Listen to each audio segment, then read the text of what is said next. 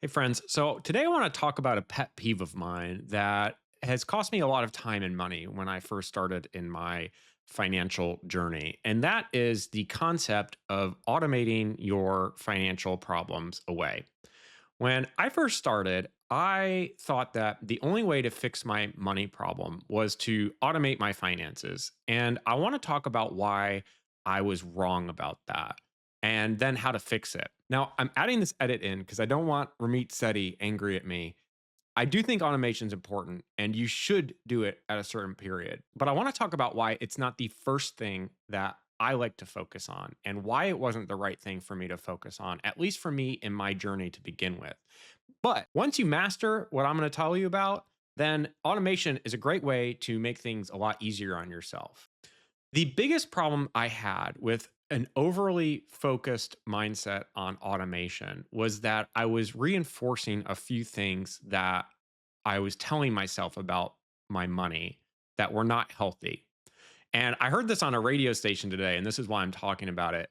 The caller was talking about the problems they were having with money, and the advice they received was that they should just automate their money so that when they get a paycheck, 10 to 20% of that goes into a savings account. And then that way they won't mess with it. So I want to tell you why I don't agree with that to start. What I was telling myself when I went down this method when I first started was that I was not good with money. In fact, it simply reinforced the things that made me be 50 to $60,000 in debt. And it was this is that I knew that if I had a dollar in my wallet, I was going to spend it. And I was not going to be able to be intentional. And I was reinforcing this idea that I didn't have enough self-control to really build wealth or at least to not be in debt at the time. The problem with this mindset and the problem that I had is that even if you automate away your problem and let's say you start funneling 10 to 20% of your paycheck into a savings account. For me, I always found creative ways to raid that savings account. And it kind of hijacked my long term success with money because while I was able to save some money, I wasn't able to get to the root of what my problems with money actually were. And so this is a term that I have coined is that you automate problems, you master skills. And it wasn't until I started looking at money as something that I wanted to master because it was a key tool in my life to make my life better and that it was worthy of me spending time, energy, and focus on that my situation really changed. And I think that sometimes what we lie to ourselves about is that we see money as a problem. We see it as a bad relationship that we don't want to be in and that if we make it easy, we'll be able to be successful enough. And what I would focus on instead, and what ultimately helped me get out of a bad situation, was this focus on mastery and realizing that I actually did want to spend time with money.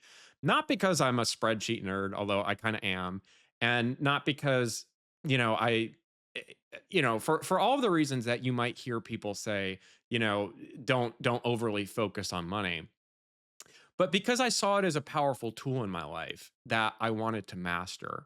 And because I saw that if I did it right, it would enable me to live a wealthy life.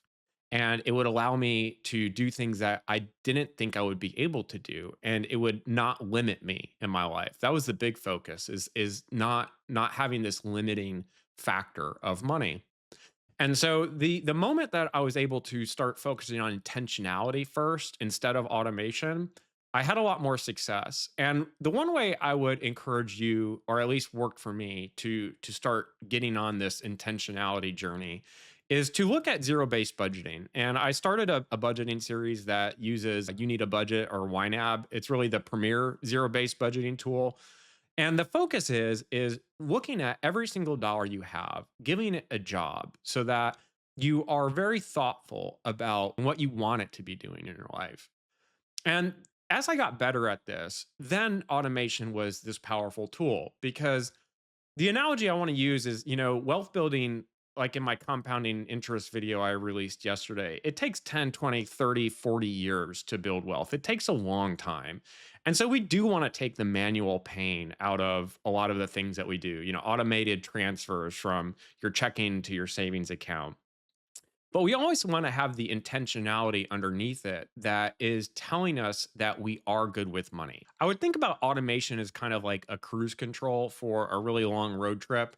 I want to be able to set my cruise control on the interstate and just chill because I have this long drive ahead of me.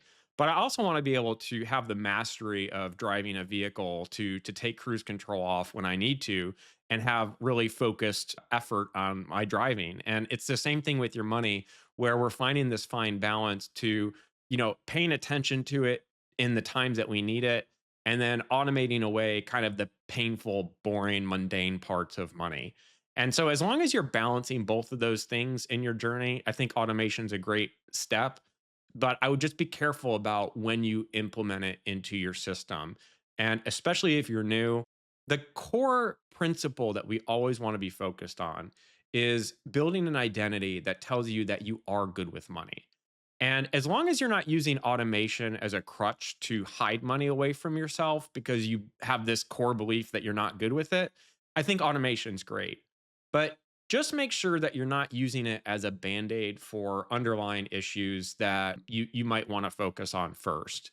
And so that would be my message of the day. It was triggered by a radio station caller that got this advice around automation. I'd love to hear your thoughts in the comments. Maybe automation has been a great first step for you in your life, and you don't agree. I would love to hear that. And if you're still trying to learn what you should do, I hope this is helpful, at least to provide a perspective about what to get into first.